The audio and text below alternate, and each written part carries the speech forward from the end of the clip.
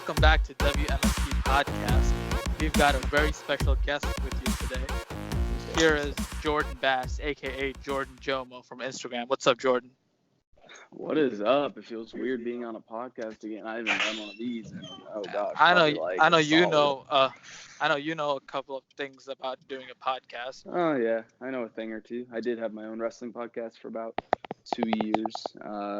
Not that successful, but I mean we had a decent little fan base, and it was fun while it lasted. So I'm glad to be back in the podcast game, at least for the night. Oh yeah, for sure. So yeah, we have many topics to get through. We're gonna get to Jordan Bass's interview. We're gonna talk about Stomping Ground, All Elite Wrestling. We're gonna talk some J.J. Abrams to DCEU. We're gonna get Cam and Ziggler in a debate, and we're gonna talk NBA draft and the Anthony Davis trade. And of course, the timestamps will be in the link in the description below and in the comments. All right, so Jordan Bass, man. So before I start with your interview, let me tell you guys a little story about Jordan Bass. So we had JT Royce, aka Josiah, on this podcast recently, and him and I. Oh wow. Yeah, him and I would, we would do like late night talks on Xbox. This was like back in 2014, and on a random night, we were just like watching like a pay-per-view on WWE Network together. For some odd reason, we just started talking about Jordan Jomo and how underrated he is. And that conversation lasted about 20 minutes. And we were talking to ourselves, we're like, why are we talking about Jordan Jomo so much? I mean, we know he's underrated, but this is crazy. But yeah, that's a funny little story about how. I appreciate it. Yeah, how much. I was having trouble growing with my account for the first couple of years on Instagram, but yeah. Once I hit 10K, it kind of just popped off like a rocket from there.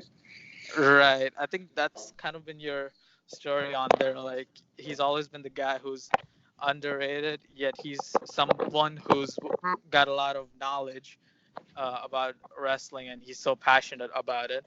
So my first question to you is, Jordan, what motivates Jordan Bass? Like, I know you want to be a wrestler. You've already got KCCW. You're running that. You've got, which is already a successful channel, and of course you had that awesome podcast a few years ago. So what have you been up to, and what motivates you?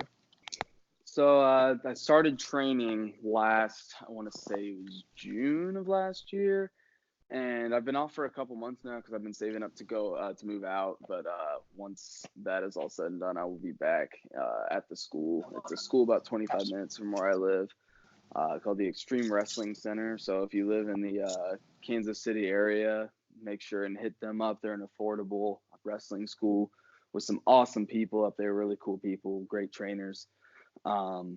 So I think honestly what motivates me to be as successful as I can be, especially within the wrestling business one day, is that I want to create a promotion where people can come and know that it is not toxic in any way. And I want to wash away all the old, like wrestling, what's the word I'm looking for? All the like stereotypes. Yes, all that. Cliches. I don't know, just the shit like people shouldn't be scared to, oh shit, should I shake this guy's hand? Like, all the tropes that there is involved in wrestling, like in the backstage part of it. I want to run a promotion that is more laid back, treats their workers with respect, and not only that, but just a happy atmosphere to be in and a good working environment. And I feel like that's what's really lacking in the wrestling industry right now. So basically I want to change what the norm is for pro wrestling. And I'm not saying I want to have a promotion that's going to be thriving on the same levels of, I mean, obviously I'll never reach the heights of WWE because the only reason they've gotten to where they are now is because of the entertainment factor. But I'm not even talking about being on the same level of ROH or MLW or Impact, but just having my own little niche thing where people can come and we can just have fun, put on awesome shows, and be a good place to work. That's what motivates me the most. Yeah, I mean, that sounds about right. Success factor in any promotion or league starts from the top, and I think you've done a really good job with KCCW. It's a really good promotion, and you've done a really great job with it. I appreciate it. Yeah, I put a lot of work into it, so I hope, definitely shows. Some people enjoy it. Yeah, for sure. And my second question too is, you recently talked about an incident related to Drake Maverick and your Uber driver. So can you tell me a little bit about that? What was the story there? It was funny because this Uber driver picks us up. It was in Orlando when I was there last week, and I didn't even tell this guy that like I was a wrestling fan or anything, but he was just telling us stories and stuff. And he said, "Yeah, I actually recently picked up a WWE wrestler from a bar." And I was like, "Oh shit, really? Who is that?" And he pulled up the picture, and I was like, "Oh my god, that's Drake Maverick."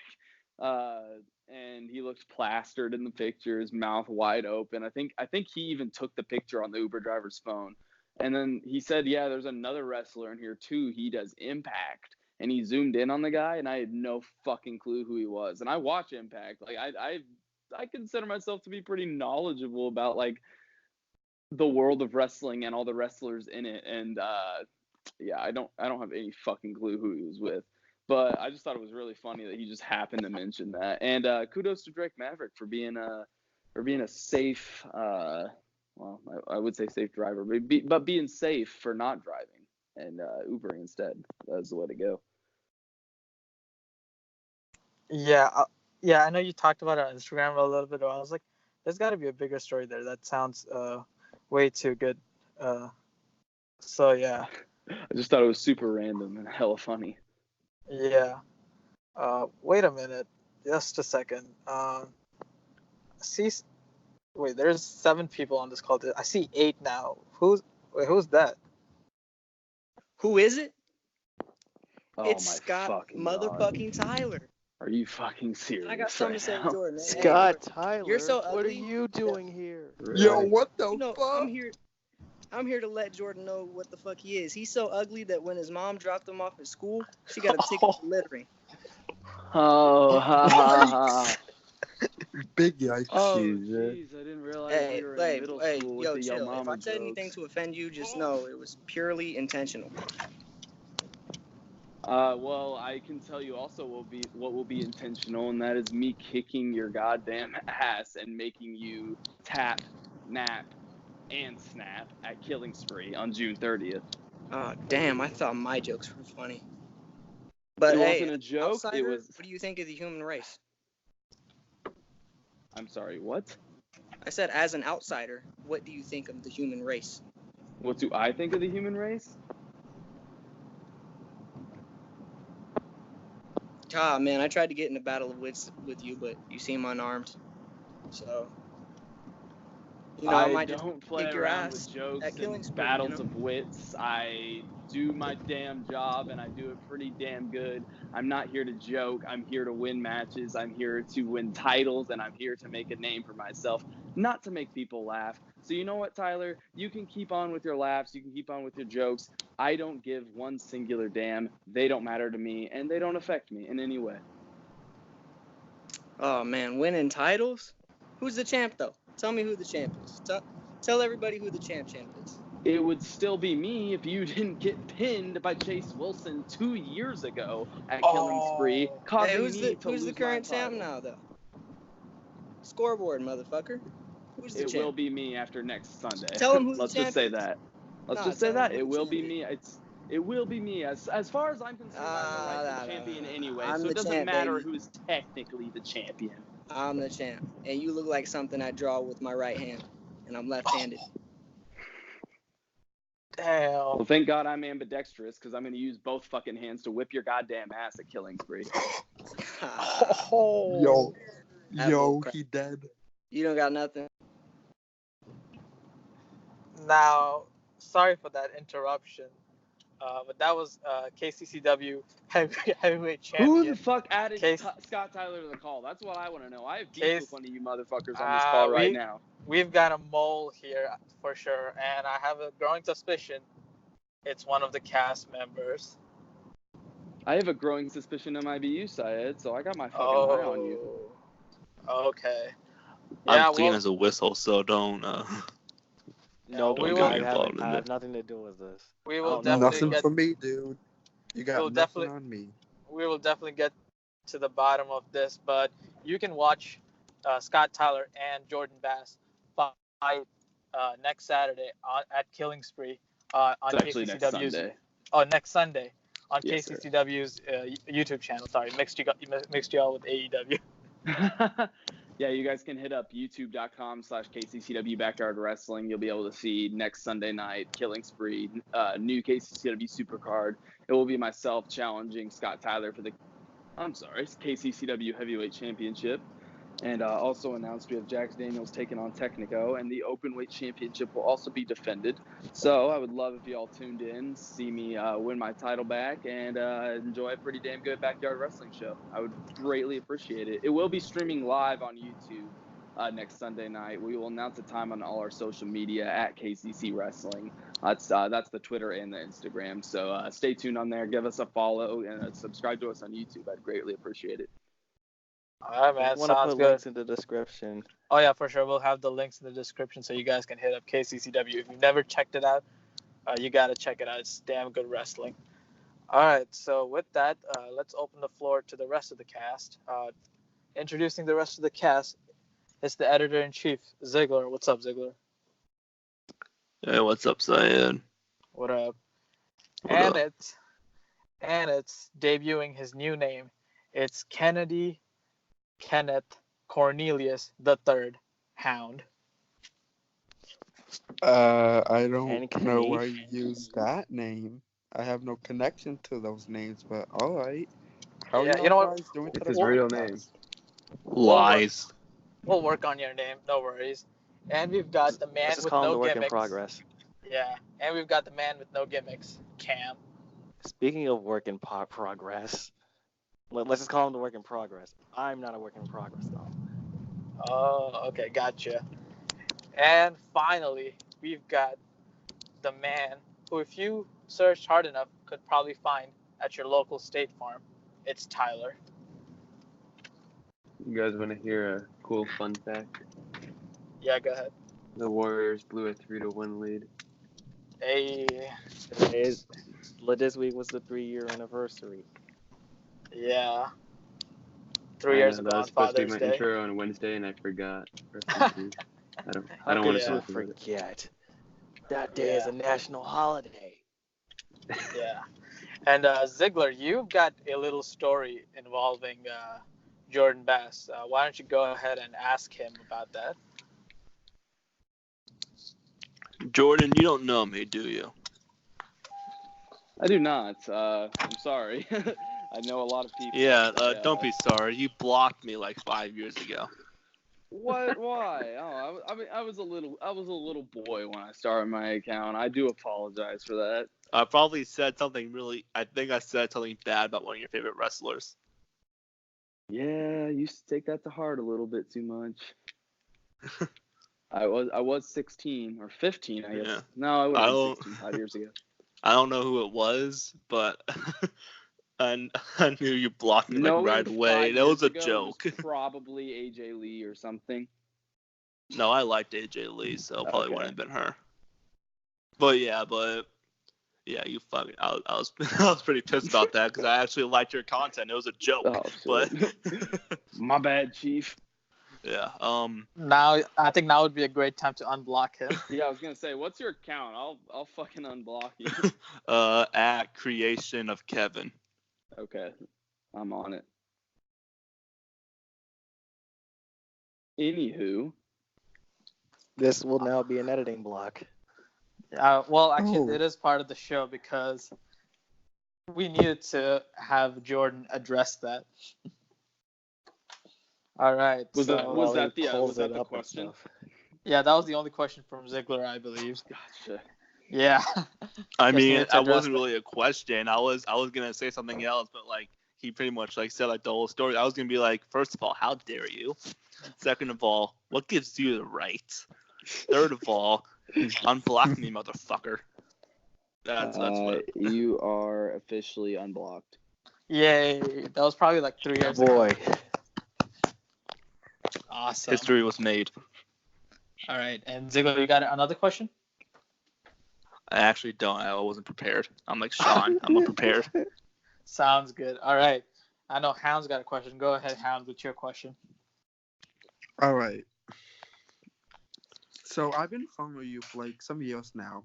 I don't know. I think I've been following you since like my first ever Instagram account. Maybe that might be like, I don't know, but I want to know like why you love this man like so much. Like I love him too. He was like one of my favorite wrestlers when I started watching wrestling.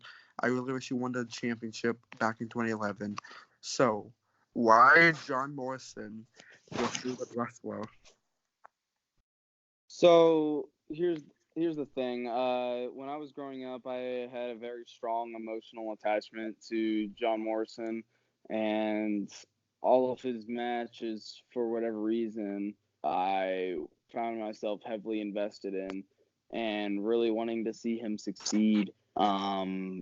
He's an extremely talented guy. I used to say he was my favorite wrestler of all time. Nowadays, I don't really have a favorite wrestler of all time. It's kind of too hard to narrow down, but he will always go down as one of my personal favorites. I would never claim that he is better than, you know, a lot of the people that people consider all-time greats. I wouldn't put him up there with them, obviously, but in terms of having an emotional attachment to a wrestler, that is why I've always fancied John Morrison. All right. Also, so my second question will be, are you like a fan of like the Bullet Club? Not the current incarnation. I've never really been a huge fan of the Bullet Club. I think they've had a lot of great talent, obviously, in the group over the years. I mean, I think that's undeniable if you look at the long list of former and current members of the Bullet Club.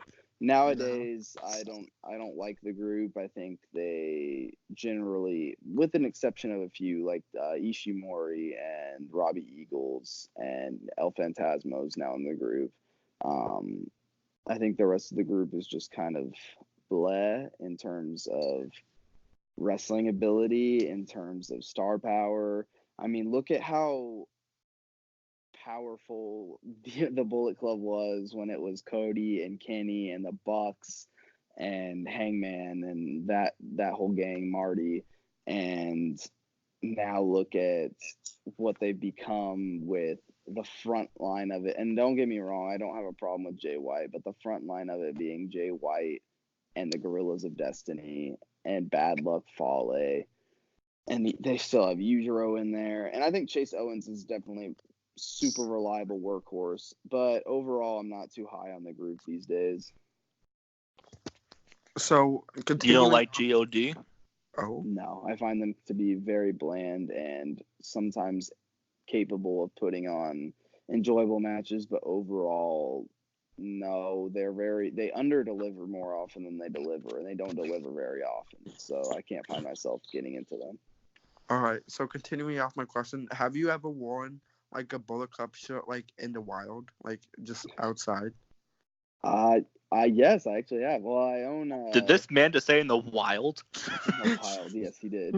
Yeah, actually, I went to the Amazon In rainforest the last year, wild. wore my Bullet Club shirt. No, I have several different like Bullet Club shirt designs, like Super Kick Club and the Young Bucks one, the Kenny one, the Chase one. I wore one time I can distinctly remember wearing my Bullet Club shirt was to a 4th of July party with my friends a couple years ago. And if you go on my personal Instagram at the Jordan Bass, I think there's still a picture of me wearing it with one of my friends. So I take no shame in wearing any wrestling shirts in public. If they look cool to me, if I like wearing them, that's all that matters. I have my own little style, so I don't think I don't trip over what people think. All right, cool. All right, thank you for that. And Shawn, I believe you had a question for Jordan. Go ahead. Oh, I do. Okay, so back in 2016, when there was a certain wrestler who injured his shoulder and had to drop a certain title, and a certain match determined the new winner of that certain championship, and my favorite wrestler was in said match. And your reaction broke my heart when you wrote "kill me." Why were you so dissatisfied by Kevin Owens winning the Universal Championship? I think back at honestly, like I don't hate Kevin Owens. I actually think he's fantastic at what he does. He's kind of like Pete Dunne for me, and the fact that I just can't like get into them in terms of being a fan of them, because I recognize both of their talents. I enjoy watching their matches, but I wouldn't call myself like a big fan. I don't. You guys probably have those wrestlers where you like you know they're talented, like you know they're very good, but you're just not super into them, like really die hard. So back, Finn I don't know, Balor. back in even Finn Balor, I'm not that high on. I mean, I think he's great, yeah, but I'm not. I wouldn't call myself like a huge Finn Balor fan. I don't know. I think it's weird to like know that someone is talented and not be a fan of them. But Yeah, I get you. but I mean, if you look at it like go look at the NFL. I'm a Saints fan. I don't like the Patriots just because I know they're good. I recognize that they're good, but I'm not a fan, and that's kind of how it is with Kevin Owens. And I definitely probably back in 2016 when he won the Universal title was definitely a lot lower than I am on him now. Simply for the fact that I'm more open-minded as I've gotten older, and I know it's only been a couple of years, but like a couple of years can make a big difference. Were you ever a fan of So- him and in the Indies as Steen and like PWG and ROH, like a bigger fan? I than always enjoyed him. Owens? I loved his feud with El Generico, and the PWG ladder match they had doesn't get enough love because everyone remembers their Final Battle 2012 ladder match, which was great, don't get me wrong, but it was just pretty much 25, 30 minutes of Kevin Steen fucking beating the shit out of El Generico. Which And, doesn't get old, but I get. No, definitely not, but I felt like the PWG ladder match did a better job of letting them both get in big spots and having competitive, enjoyable match. And I think that match trumps their ROH ladder match. So if you guys, if anyone has High Spots Wrestling Network or capability of ordering DVDs, check out Steenwolf 2011 from PWG because you're missing a real gem on there. Yeah. Oh, that's a really good show. I love PWG, man. Yeah. You watch their but- current yeah. content? No, I haven't watched PWG in probably like I haven't watched PWG since Sabre lost the title. Damn, that was fucking what? Oh, that was when 2 Chuck E. years T ago, won it. almost. Yeah, Chuck won it from like a year and a half. But I 2 think years. that's like pushing forward back. I think. haven't watched since they left California or Reseda anyway. I don't know. Are they still in California or are they just not? Yeah, doing they're Reseda in anymore? Los Angeles now. Okay, gotcha. All right. And Yeah, Jeff Cobb's the champion now, if you didn't know. Oh wow, no, I did not. Soon to be ROH World Champ when he faces Matt Taven. yeah. Fuck Matt Taven. Yeah. Matt- Don't get me fucking started on Matt Taven is my hero. Sean. No, Matt like, actually, Taven, fuck Matt Taven. literally, I'm excited to see Matt Taven at ROH, and I see him and I whisper to Ziggler, "Oh shit, that's Matt Taven," and he stops dead in his tracks because he heard me whisper. He turns around, and I go, "What's up?" And he goes, "My God, you've never seen a woman naked in your life," and walks away. Jesus Christ. And I was like, "What the fuck?" Like, it literally, I hated it ever I mean, it's true. since. Oh man. All right, and Tyler has a question for you. Go ahead, Tyler. All right. I'll be honest. I came up with this question like 5 minutes ago. But what is your better late favorite? than never. Honestly, what's your favorite WWE match in like the last 5 years? Let's say. Oh goodness. I'm glad you narrowed it down for me because would not be able to. I was gonna say all time, but yeah. I've been asked so many times like what my favorite like match is ever, and it's such a difficult question to answer because you love different matches for different reasons, and like a 5-star match. Pitting a 5-star match against a 5-star match and trying to pick which one's better is kind of hard because you love them both for different reasons. So I've always found that very difficult.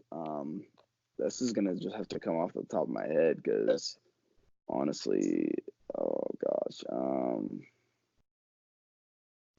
trying to pull up like old matches that I really enjoyed. I would probably say, trying to think of 5-star matches, I would probably say the Johnny Gargano and Tommaso Ciampa, the first match they had at TakeOver last year. Just because it's the first WWE match I can remember giving 5 stars in a long time. Breaking Bad. Greatest show of all time. WWE Stomping Bad. Don't go on a tangent. The poster should have just been Seth Rollins curb stomping some motherfucker. That would be perfect. All right, so I'm just gonna go through the card, and you guys just tell me which match you're excited for. I guess I don't know if any of you are excited for the card. So we have Bayley versus Alexa Bliss for the WWE SmackDown Women's Championship. A Raw wrestler. Cannot wait. And we've got a WrestleMania rematch, a rematch we've probably seen way too many times. Roman Reigns versus Drew McIntyre. Match of the year worthy. Please. Can y'all actually try with this?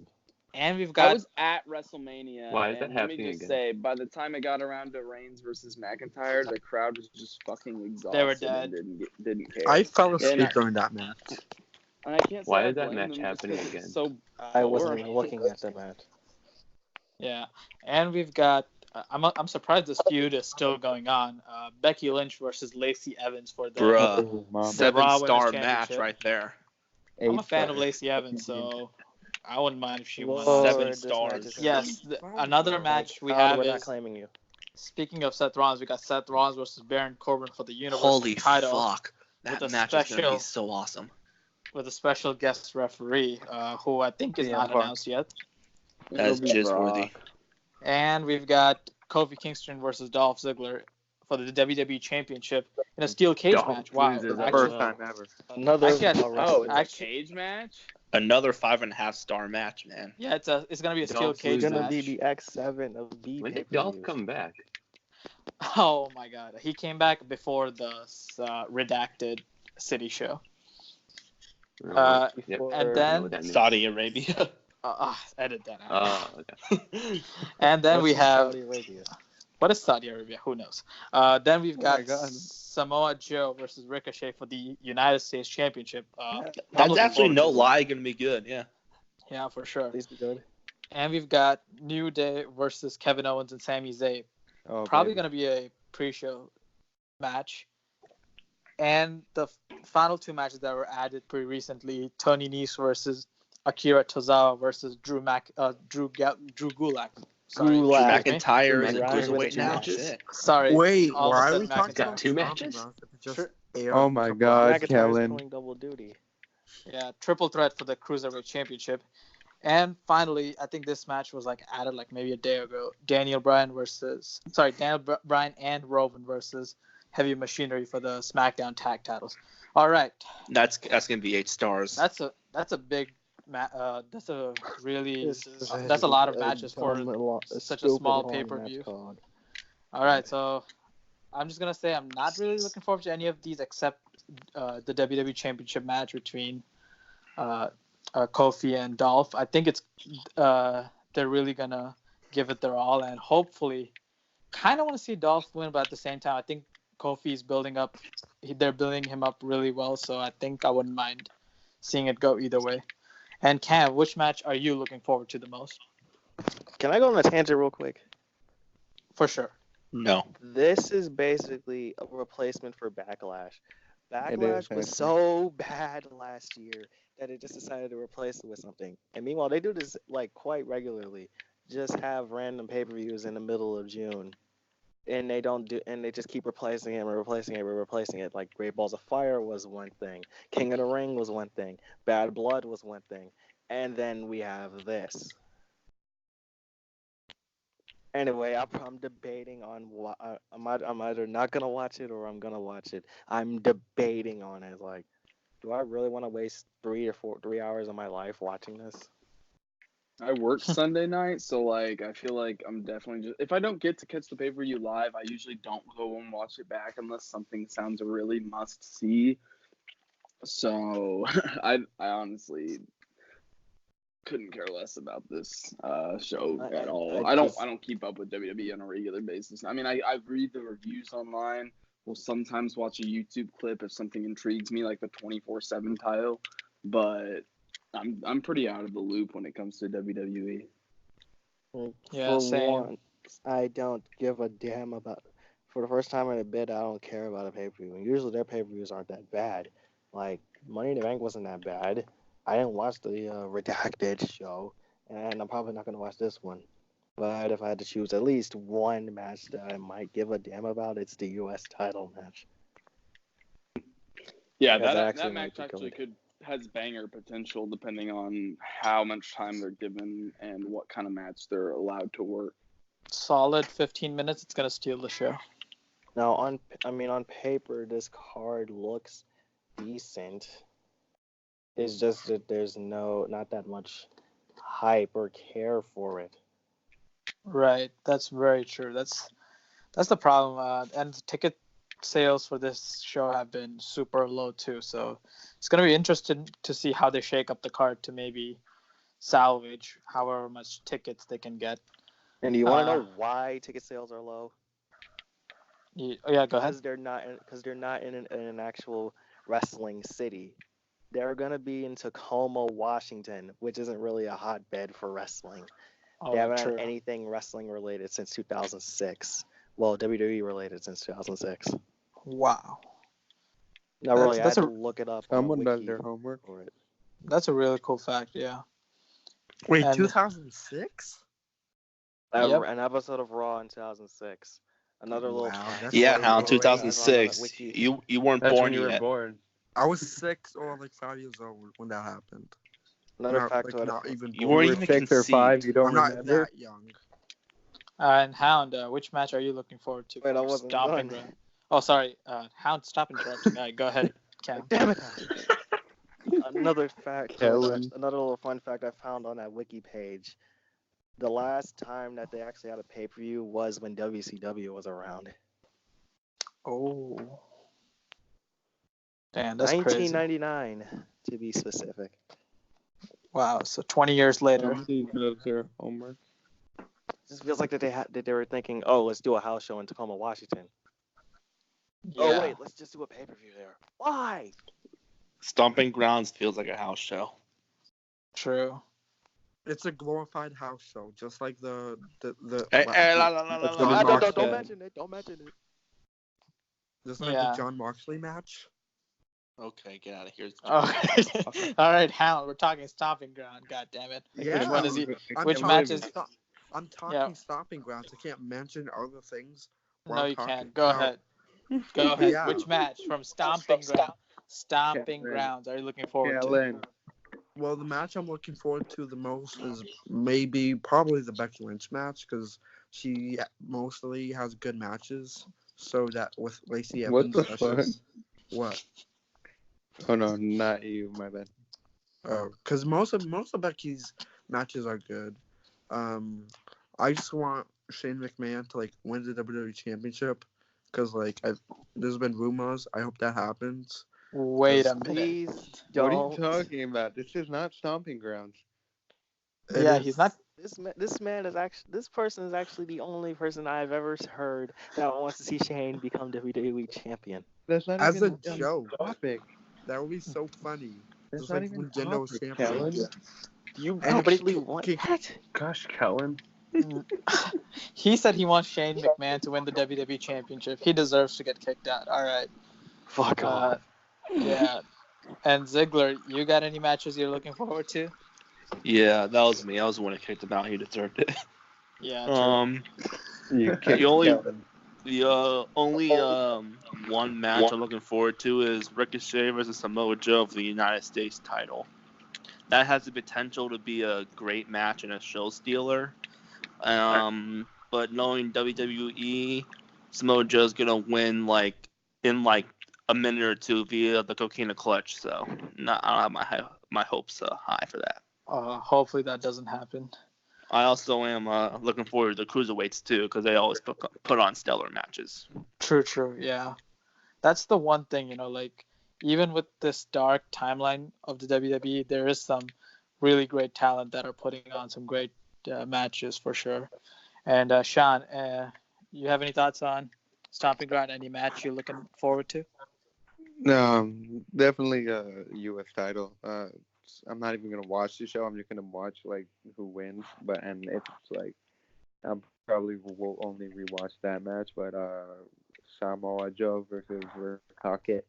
So we can have definitely Ricochet and Joe are two of the only people on that card in this type of situation that can actually put on a decent match. I mean, you got Owens and Zayn versus New Day. I mean, Owens and Zayn are fantastic, but there's only so much you can do for two heels on a tag team, and they're completely watered down. Ricochet, New Day is really good too. There's what? Yeah, New Day is really good too. Yeah, but it's they water down Owens and Zayn so much that they don't put on what they really can, like they did at Battleground or something like that, where they really show put something amazing on. They've just been classic heel, one move, barely any offense anymore. But definitely Ricochet and Joe would be great. All right, sounds good. All right, so since Jordan won't be here with us for in a few minutes, so we're gonna have to get to a topic that I am so excited to have him be a part of. It's going to be our debate section. We're gonna have Ziggler versus Cam debate this week, and hopefully Ziggler puts up the updated bracket, and we're gonna get started with Ziggler versus Cam debate. Hopefully he brings the fight this time. Oh yeah, for sure. Me? What? The only reason I lost is because I kept interrupting. So fuck you. No, that's not the only reason. Yes, it is. Tyler voted for you because I kept interrupting. Cam did the same thing too. Cam voted because he said I had good points. All right, so let's get started. Voted for me. So the debate is, Ziggler says the first Avengers movie is better than Avengers Age of Ultron. So Cam is going to fight for Avengers Age of Ultron. As you guys know the rules, no interruptions, absolutely no interruptions. So we're going to do a coin toss. You get to decide, whoever wins gets to decide if they want to go first or if they'll let the other person go first. You both will get to speak 2 times each. And first one will be the point, and then the second time you speak will be the rebuttal to the other guy's point. So yeah, and then at the end we're gonna have Jordan, Hound, Tyler, Shawn, and Cam vote. All right, so let's get started. Heads or tails, guys? Tails. Tails, okay. All right, here we go. It's heads. That's some bullshit. Cam, you get to pick. Would you like to let Ziggler go first, or would you like to present your point first? I want to present my point first because I actually want to get the argument going. Okay, sounds good. All right, so go ahead, Cam, with your argument for Avengers Age of Ultron. Go ahead, Cam. While the first Avengers movie is more of a getting the band together and type of movie, and it seems more positive, Age of Ultron seems more darker and not afraid to take risks. While Ultron has big shoes to fill because of Loki being the last villain in the series, Ultron does a good job of being an antagonist. He was made by Stark to do good, but he goes rogue. I actually prefer this villain story just because of the technology idea. Yes, it's an example of the classic robots are taking over the world. our world type of thing, cliche, but it actually works. That was my first point. Got it. Okay. Awesome. All right, so let's have Ziggler present his point for Avengers 1. Go ahead, Ziggler. All right. Marvel's The Avengers is a true accomplishment and a modern cinematic masterpiece. I mean, how they pulled this off with the star power too. RDJ, Evans, Scarlett Johansson, Mark Ruffalo, Sam Jackson, and more, many more. This was literally 5 movies in the making, 4 years. Many have tried to do what Marvel has done, but all have failed. We've been waiting years to see the Earth's mightiest heroes on screen. All that hype, all that anticipation, all that work from Feige and Whedon paid off. This isn't just a great superhero movie, it's just a great movie in general. It is one of the greatest cinematic achievements, really. Feige and Whedon took a risk with this movie, just down to the writing, the character arcs, character building and development, the story, and let's not forget the villain, Loki, one of the best villains in the MCU and of all time, in my opinion. And that's in that first scene too, with Loki still in the Tesseract and recruiting Selvig and Hawkeye with the Mind Stone. Just a first badass scene with Loki, establishing who we're dealing with. And the real villain, no, the true one, Thanos, the man who sent Loki. Thanos, the villain they've been building up since this movie. And we got our first look at him in the mid-credit scene. Just seeing his menacing smile, just seeing what's to come. It was just so perfect. And Loki just had so much charisma, something that Ultron did not have. Now I want to talk about the Avengers. Just seeing them come together was a sight to behold. Seeing and spending time with them previously in their own movies, and now seeing them all together, all those egos in one room colliding with each other, especially Cap and Tony. Oh man, you can just feel the tension and the charisma from both of them. And when they're on screen together, it's fucking magic. Also wanted to talk about Bruce Banner. I wasn't sure about Ruffalo going in, but holy hell did he do a fantastic job. Best on-screen Bruce Banner, really. And he really showed you the dark side of him. Him telling the group he tried to kill himself, put a bullet in his mouth, but the Hulk spit it out. It's just hauntingly beautiful, and that's the dark side of the Hulk, and that is why I like him. Each and every Avenger has a character and a story arc. In this movie, unlike Age of Ultron, now that final battle is just masterful. And that beautiful score, the cinematography, and the Avengers theme in this is just so goddamn sexy. Captain America, Oh my. Thor, Black Widow, Hawkeye, Iron Man, and Hulk finally teaming up after having their differences throughout the whole movie. After having trouble and being team players to finally team up and take down the Chitauri to save New York City, to save the world. That is good character development. That is great storytelling, and that is why the Avengers will be remembered as the one that started it all, and one of the greatest comic book movies. While Age of Ultron is just forgettable and unremarkable. Wow, pretty close so far. Great arguments. All right, so now it's Cam's turn to give his rebuttal to Ziggler's point. Go ahead, Cam. My second argument would forgettable, you say. How is it that this movie has some of the best moments in the MCU? For instance, the levitating city sequence, and even the Hulkbuster sequence. But anyway, my second argument would be that this movie would start to see the MCU take risks and have consequences to see people die. For some, Civil War would introduce the consequences with that building explosion at the beginning of the movie. But this movie would pretty much set it up and plant seeds in it. From the levitating city sequence to Quicksilver dying, I'm still pissed that they killed him off.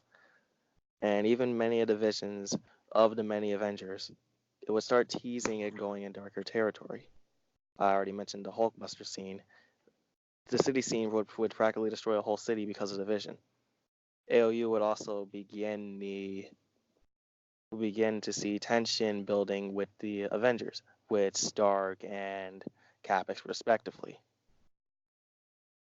If it wasn't for this movie, we wouldn't have gotten Civil War, basically.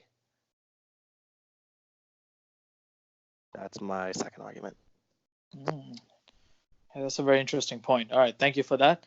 And Ziggler, it's your turn to give rebuttal. We still would have gotten Civil War. I mean, like, even in the first Avengers, like, with the tension between Cap and Tony, and then with them, like, destroying cities like Washington, D.C. and Winter Soldier, and in New York City, the Avengers, we still would have got Civil War. If it wasn't, like, we still would have gotten it if Age of Ultron wasn't a thing. Age of Ultron was just thrown together. It was just overcrowded and messy. It's just big CGI fights with a messy plot and little to no character development and mediocre writing. I wanted to see like more character development. Like Tony Stark stopped being Iron Man at the end of Iron Man 3. Now all of a sudden he's Iron Man again, beginning of Age of Ultron. That didn't make sense. They didn't develop that at all. The end of the movie and the end of this movie, Age of Ultron, just seems a lot like the similar beats of the first one. And don't even get me started on the score. The score was pretty bad. And then the villain Ultron was one of the most underwhelming and unfulfilling MCU villains. And they say a movie is as good as its villain. And that's not to knock on James Spader. He did an excellent job with his performance, and his voice as Ultron was dope as fuck. He was menacing and ominous in the trailer.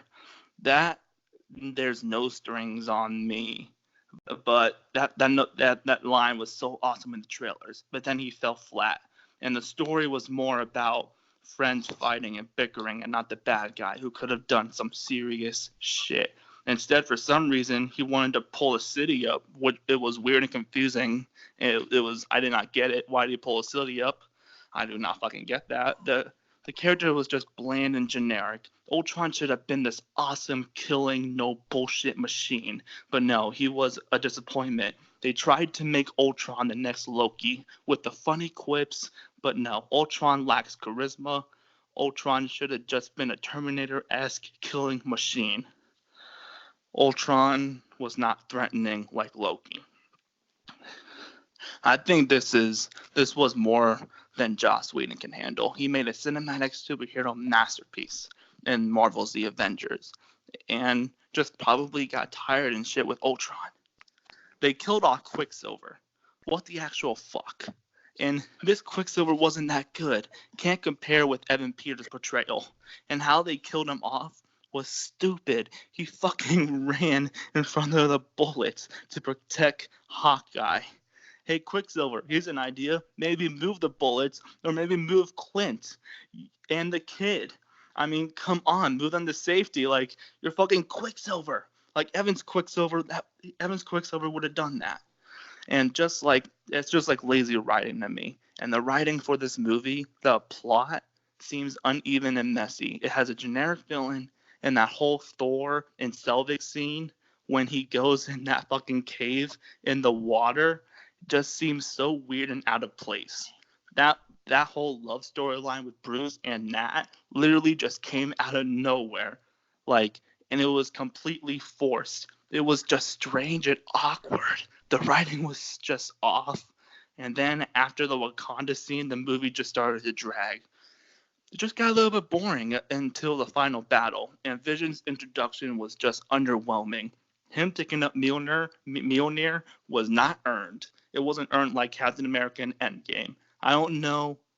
I just see this as a B+ movie at best, while Avengers is a solid A+. I mean, not a lot of character development. Not a great storytelling like the OG Avengers. And it just felt different. Just felt like something was off while watching. It was just lackluster and such little substance. The plot is just all over the place. No great character arcs like in the OG Avengers. Like Captain America does fucking nothing but kill robots. Thor does nothing in Ultron either, but creates Vision, who also does nothing. Age of Ultron, Quicksilver does nothing to make his character even remotely remarkable. So his death means absolutely nothing.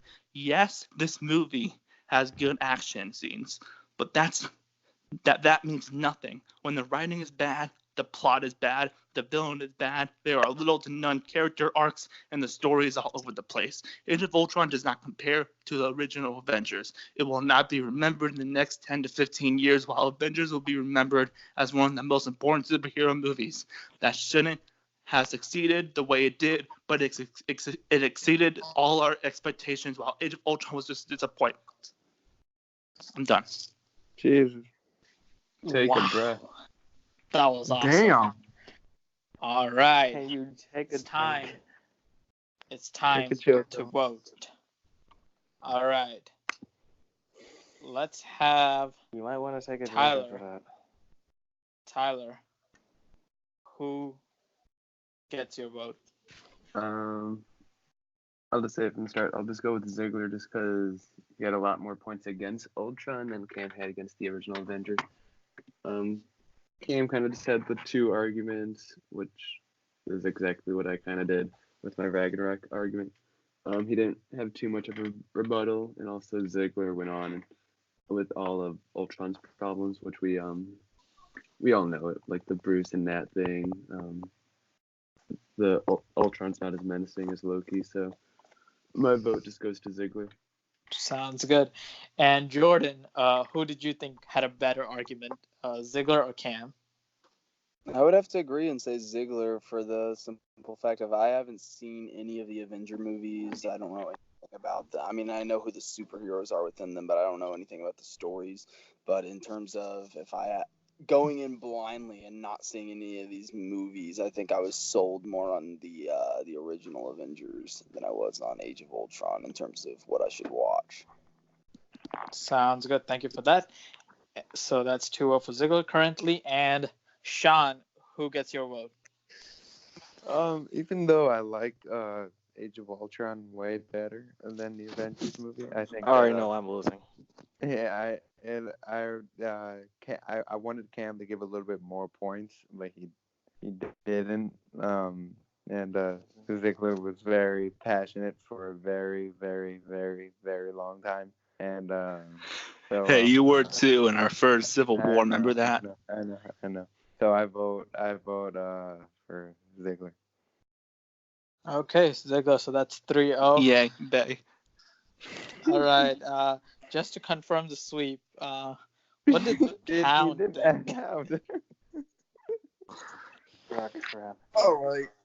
Kellen. Explain So- who you vote for, and if I don't like Listen. the explanation, I'm not counting your vote. Okay, listen. I will have to agree Wow, on so hard.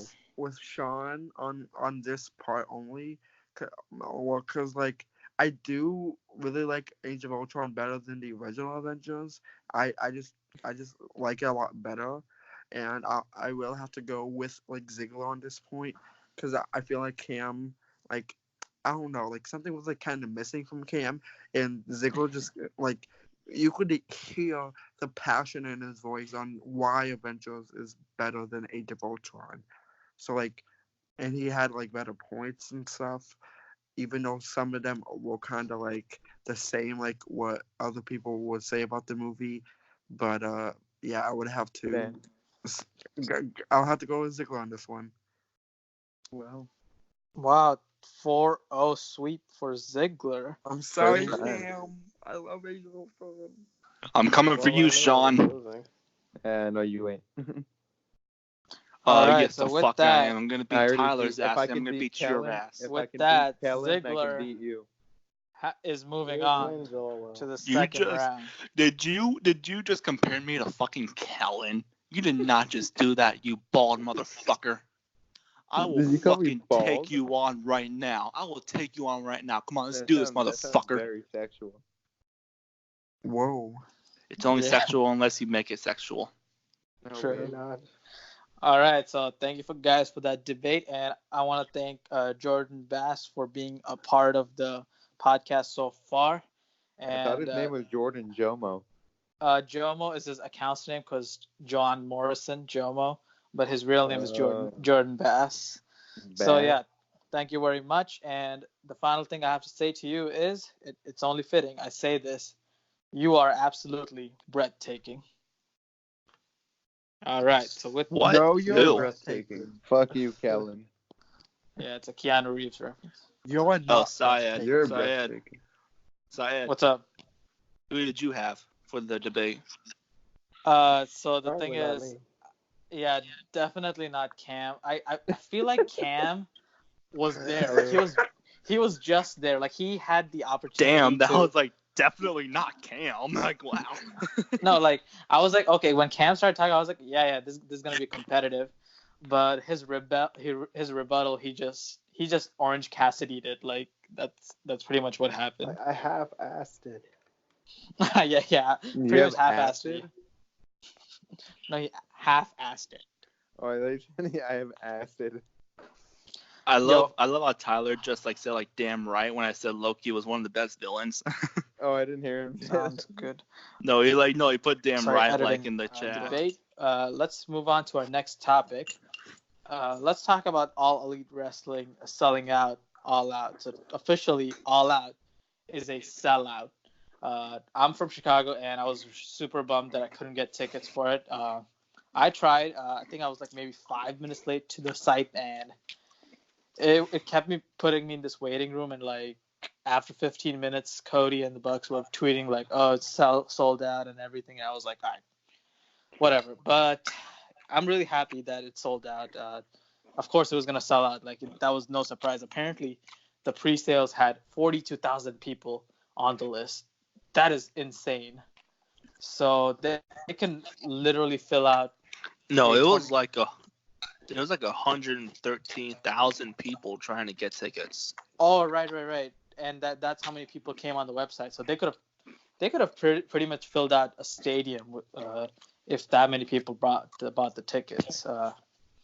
It's just crazy. So I wanted to discuss with you guys the card for AEW. So far they announced Chris Jericho versus Chris Jericho versus Hangman Page for the AEW World Championship, and Jon Moxley versus Kenny Omega grudge match. I think these two matches really just made sure like it sells out as soon as possible, which is crazy. Like they have just so much momentum. It's really exciting to see. And on the other hand, like we just talked about, Stomping Grounds struggling to sell out tickets in Tacoma of all places. Ziggler, your thoughts on the sellout and the card so far? Oh yeah, the sellout was crazy. He sold out in like 15 minutes, and yeah, I cannot fucking wait for the Moxley versus Kenny Omega. That's gonna be fucking awesome. I mean, that's like, I don't know if that match already happened before, but if it's not, that's a fucking dream match right there. Like, I didn't know I wanted that match until I saw both of them brawling at Double or Nothing. So I cannot wait for that one. And then the Chris Jericho versus Adam Page. I'm still not big on Chris Jericho. Like, he's a great character right now. Like, I like his character, but it's just his wrestling. Like, I don't know. I'm just not a fan of his in-ring work right now, but I love Hangman Page, so yeah. Hoping he wins the world title. Yeah, for sure. I think they're definitely setting him up to be the next like big star. So that's probably the first star AEW is going to create, Hangman Adam Page. And Shawn, your thoughts on AEW selling out All Out and just overall card? I think it should be really good. I'm really looking forward to Jericho and Adam Page. I think everyone is expecting Jericho to win, so they're going to put it on Page, or I think everyone is expecting them to put it on Page, so they're expecting Jericho to win, so they're going to put it on Jericho. Something like that. And Omega versus Moxley should be cool, and it's really refreshing to see Moxley in AEW, and like it would be awesome to see him at Fyter Fest, but someone is going without me. So, yeah, but definitely Page versus Jericho. You've seen him many times before. You saw him like at WrestleMania and stuff. So Yeah, and you just decided to go without me, bitch. hey, I wanted tickets. We were fighting, so. Well, you could have It bought one. happens. It happens. A quick question to you Don't guys. worry, you can see it on the vlog. Who would you like to see Young Bucks face at All Out? I would personally like to see the Super Smash Bros. I think they have a new name for that tag team, but I forgot what it is. I'd like to see them. The face Dark off Order. again. The Dark Order, right? They seem like a very interesting act, so I'd love to see them face the Young Bucks. What about you, Ziggler? Who would you like to see them face? I'd like to see Angelico and Jack Evans face the Young Bucks or maybe Private Party at. That would be a good one too. For sure. And Shawn, who would you like to see the Young Bucks face? I don't know if they could be, like, if their contracts to do anything, but if, like, my choice, I would have the Bucks face the Briscoes. 'Cause I fucking love the Briscoes. And you know the Briscoes are signed to Ring of Honor, right? I know, that's why I said I don't know if it could work, but I said if I could pick. And I met the Briscoes. I don't know who with, but I met them. And, you met the Briscoes with me. Oh, I did. Oh, just like going to Fyter Fest with me. But I'm the reason you met the Briscoes, so. Yeah, and I not only am like huge, just have big respect for them. I'm a huge Jay Briscoe fan, and I really think that Jay in AEW would be something big, and him and Mark versus Young Bucks would be fucking banger. True. And Cam, your thoughts on All Elite Wrestling, All Out, Sellout, and the card overall, and any match you would like to see them add. Go ahead. Selling out in 15 minutes. What an accomplishment. Versus WWE can't even fill a dome, a 23,000 seat dome, and they sell out an arena that holds like half of it. What a world we live in. This just goes to show that All Elite is really going to be huge.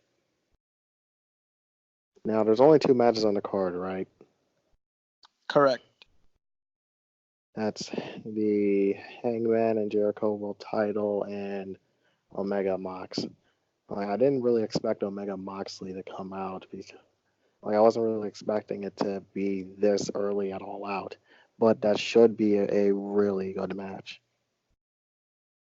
As for matches that they should add, I don't know. Well, I don't know what matches they should add next. I'm more of a wait and see type of person.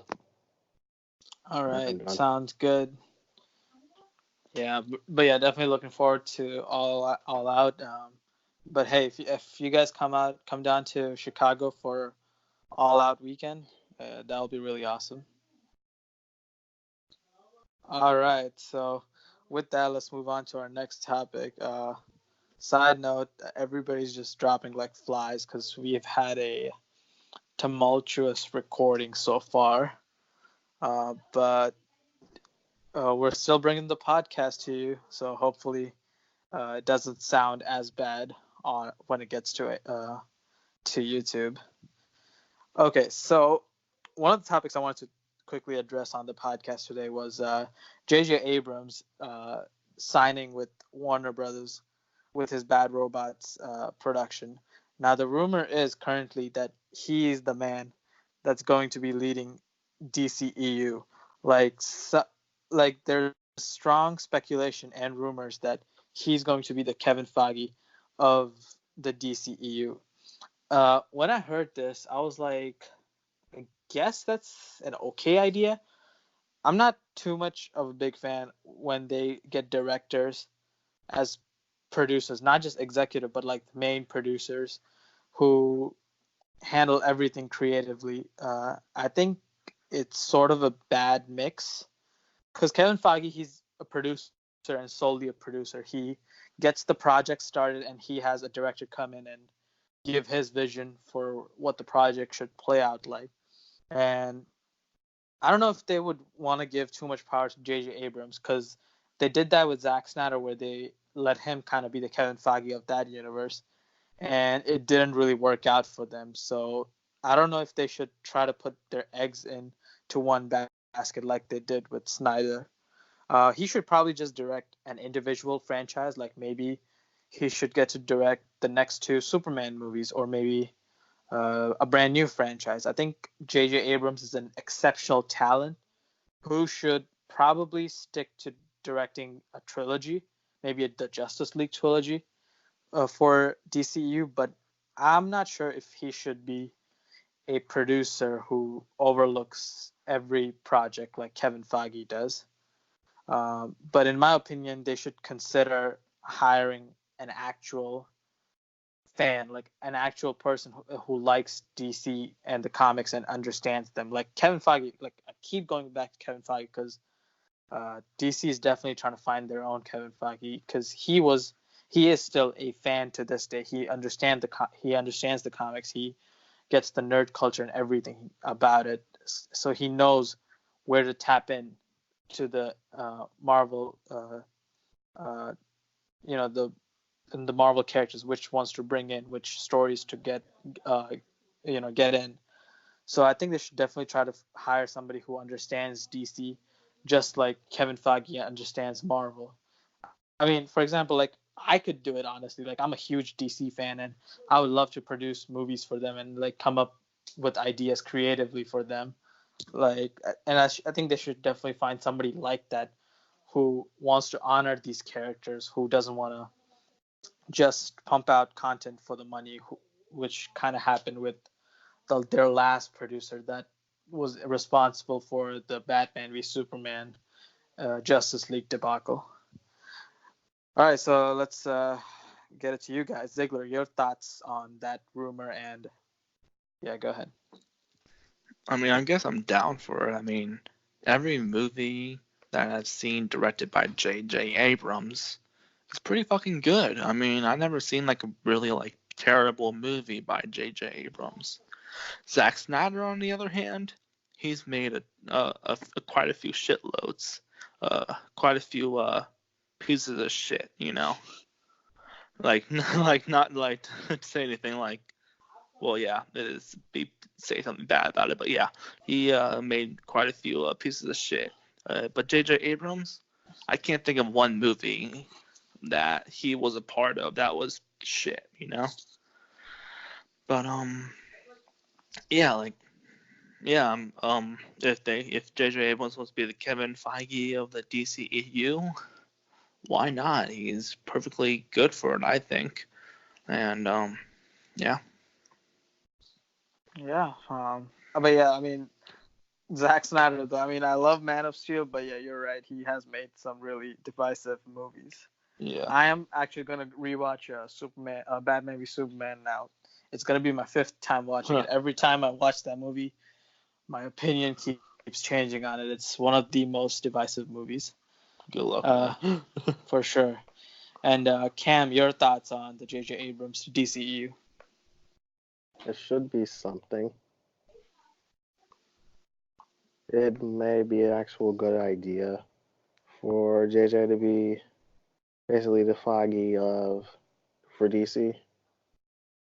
He's made many a good movie. Like I basically agree with Ziggler in this case.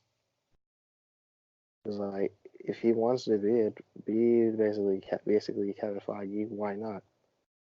I don't see anything wrong with it. Oh yeah, for sure. Yeah, I think if he steps down as director and like focuses on being a producer, I think he has a very creative mind and he can probably lead the DCU really well as a veteran of the industry, for sure. All right, so with that, let's talk about a couple of NBA news. We had the NBA draft recently. It was a very top-heavy draft. Not much going for the teams below the top three. But the top three were, of course, Zion Williamson getting drafted #1 overall, which was not surprising. And then #2 was Ja Morant, the best point guard in the draft, a Russell Westbrook clone, basically, being drafted by Memphis Grizzlies, and RJ Barrett being drafted by New York Knicks. And guess what? He was not booed out of the building like the last few New York Knicks picks. So outside those top three, it was a very confusing draft. A lot of trades were happening. Bol fell all the way to the second round. We had some surprise sleeper picks, like Cameron Johnson was projected to be a second round pick, but ended up being a lottery pick. My Bulls landed Kobe White, who's a great point guard from University of North Carolina. So as a Bulls fan, I'm really happy. And Cleveland, Cam's team landed Darius Garland, who a bit of a CJ McCollum, James Harden-esque game, not as good as them, not saying, but he can potentially develop to be like those two. So a good pickup for them. But yeah, overall, this draft was definitely very top heavy, but you never know with NBA drafts. They're truly what I would call crapshoots. Basically, you're drafting potential rather than a guarantee. You really don't know what you're gonna get out of these players. And guess what? Toronto Raptors won the NBA championship. Not one lottery pick on that team. Every guy picked on that team was outside the lottery. The highest pick was Kawhi Leonard as number 15 back in 2011. And an undrafted point guard pretty much won them the final game to seal the deal. And yeah, so you never really know how these draftees will perform in the NBA. And Cam, your thoughts on the NBA draft? I wasn't really paying attention to it all that much, but I did see that they got Darius Garland and Dylan Windler. Like, it's basically a part of the rebuilding process for Cleveland. It's gonna take a while for them to actually get back to where they once were. I mean, they don't have superstar players anymore. So it's mainly just we're rebuilding and we're getting younger players to be the future. Yes, our record's gonna be absolute trash, but it's a part of the. But as the old saying goes, you gotta trust the process. Yeah, trust the Cleveland process. You guys should be pretty interesting in the next few years with Sexton and Garland. All right, and the trade that shook up the NBA draft, I would say a lot, was the Anthony Davis to LA trade. Now, because of this trade, there was a lot of moving pieces. The fourth pick was given to Pelicans, with the Pelicans traded that pick to Atlanta, and Atlanta drafted DeAndre Hunter. So that was a good pickup for Atlanta. So the AD to LA, Anthony Davis to LA. The funny thing about this trade is almost 21 weeks ago, one of the first NBA topics we talked about was Anthony Davis requesting a trade. And after 21 weeks on air, we have Anthony Davis traded to LA finally. So the trade goes like this. So Los Angeles Lakers received Anthony Davis in return for Lonzo Ball, Josh Hart, Brandon Ingram, the fourth pick in the NBA draft, which I just talked about. And they received apparently 3 more picks after that. So they have the 2023. Sorry, my bad. They have the 2022 protected top 8 protected pick. They have the 2024 unprotected pick, and they also have the 2025 unprotected pick. So they got a lot of picks from this trade. The funny thing about that trade is though, like Lakers could probably be really bad in 2024 or 2025. You never really know. So those picks can turn out to be lottery picks, interestingly. And of course, AD to LA. So let's talk about Anthony Davis actually being in LA. We can just talk about like how this impacts New Orleans, who actually I think got a lot back for their superstar. I think this was a really good haul for them. But I think one thing AD needs to do in LA is they should definitely let Anthony Davis play power forward. I think he's a better power forward than center, and LeBron should really let him adjust to the new system. I think LeBron needs to really adjust to AD's game, and LeBron needs to take a backseat to AD. Because I think if Anthony Davis doesn't feel like he's the man in LA, I think he might just bounce next year because he's a free agent next year. So I think AD is definitely going to need to feel like a superstar in LA. If he feels like he's a second fiddle to LeBron, I think he's going to leave next year. The funny thing about this trade is on 2K, I was playing 2K. The pick became 5th overall when AD left. What was their pick? The 4th pick? Yeah, I think 2K also like. So the 2022 draft pick, it turned out to be a 5th pick. So 2K is already predicting Lakers to be bad all the way in 2022, and 2K also predicted in my game that AD would leave LA too. So we'll see how it goes, but very interesting trade. Cam, your thoughts on the trade? It is an interesting trade, basically trading most of your young roster to get a superstar in Anthony Davis. It's going to be fascinating to see what LA is going to do with him. Meanwhile, how long was the contract? AD's contract, so he has a player option next year, so he's going to decline that and become free agent next year. Most definitely. If they don't do well, he's going to leave. Yeah, and also remember, if he feels like he's not getting enough respect playing alongside LeBron, like, you know how the narrative goes around LeBron. If you're not winning with LeBron, it's your fault and LeBron's going to be protected. If AD feels like LeBron is just being protected and he's not being, if he feels like he's being the Kevin Love or the Chris Bosh of this whole situation, then I think he's going to leave for like a team that will need a superstar, like Atlanta Hawks or something like that. Do you agree with that sentiment? Yes. Yeah. He's going to leave for a team that will make him into a superstar. That's why Kyrie left and went to Boston. Right.